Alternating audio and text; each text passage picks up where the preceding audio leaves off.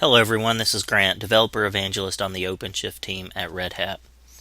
In this video I'm going to show you how to use a new feature that we released last week that will allow you to secure FTP files to and from your server.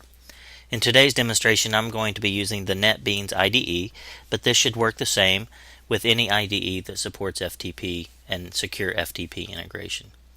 The first thing I'm going to do is log into my OpenShift account. Click the login button and I'll sign in, and then we want to create a new application. So I'm going to say create application. I'm going to select to choose a PHP 5.3 application.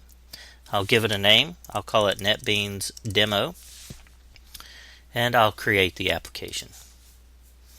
What's actually happening on the back end is it's talking via our REST APIs to provision some space for you on a server.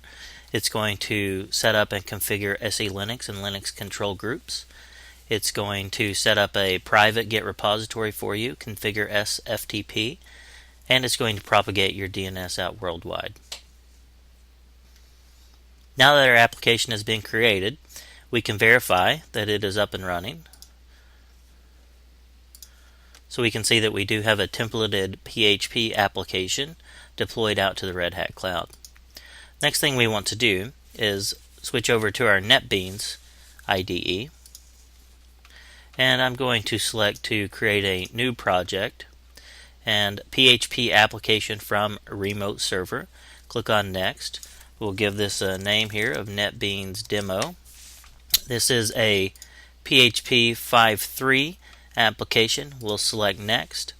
It's going to ask for our project URL, and that would be NetBeans Demo your namespace. Mine is actually onpaz.rhcloud.com. Remote connection is OpenShift.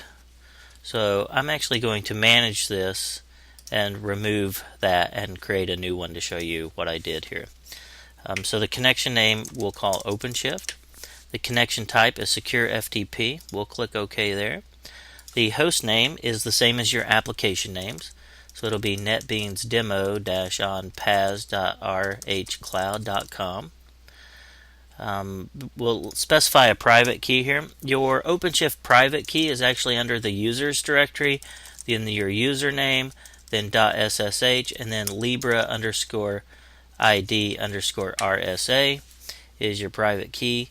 The initial directory is something that we'll have to figure out real quick. So let's go back to the website, and we can see that our actual username for the system is this long username that's part of the Git URL. So I'm just going to copy that, go back over to NetBeans, paste in my username there.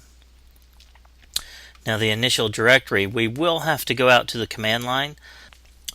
What we want to do is go back to our web browser, cut and paste the username and the host name, so I'll copy that, go back to my terminal prompt, and I'll SSH into that,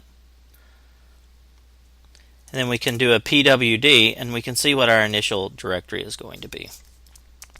So I'll copy that, go back over to NetBeans and paste that into the initial directory. Click OK, and then the upload directory is off of the initial directory. If we do a ls, we can see that we have an app root directory.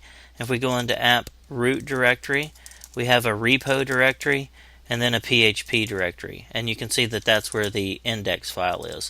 So let's get this directory information here. So it's approot/repo/php, and that'll be the same for any deployment. I just wanted to show you how to find that directory. So I'll paste that in here, click on Next, and then it's going to say that the authentication of host can't be established. Are you sure you want to continue? If you get this error message, just say yes. It's just adding it to your known host file.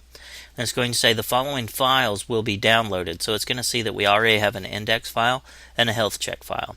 So I'll just click on Finish. And now we have the NetBeans Demo project in our local NetBeans directory without using any of the OpenShift command line tools. So let's make a quick change and just make sure that this works. So let's say welcome to OpenShift using SFTP from NetBeans. Throw in an exclamation point there. Now notice when I click save here, it's automatically sending that file up to my OpenShift directory. And so that's pretty fantastic for me. So now if I come over here and just refresh, we can see that that change has been made live out to my public OpenShift server. And so this is a good alternative if you don't want to install the RHC client tools, or if you're not familiar with the Git revision control system. A couple things to keep in mind here is you are not committing your code locally at this point, so you don't have any local revisions for that. But this is a fantastic opportunity if you just want to develop and get things pushed out very quickly. As you can see, as soon as I saved the file, it got sent back up to my OpenShift server. If you have any questions about using OpenShift, you can email us at openshift@redhat.com, or you can log into our forums to ask questions. Thanks a lot.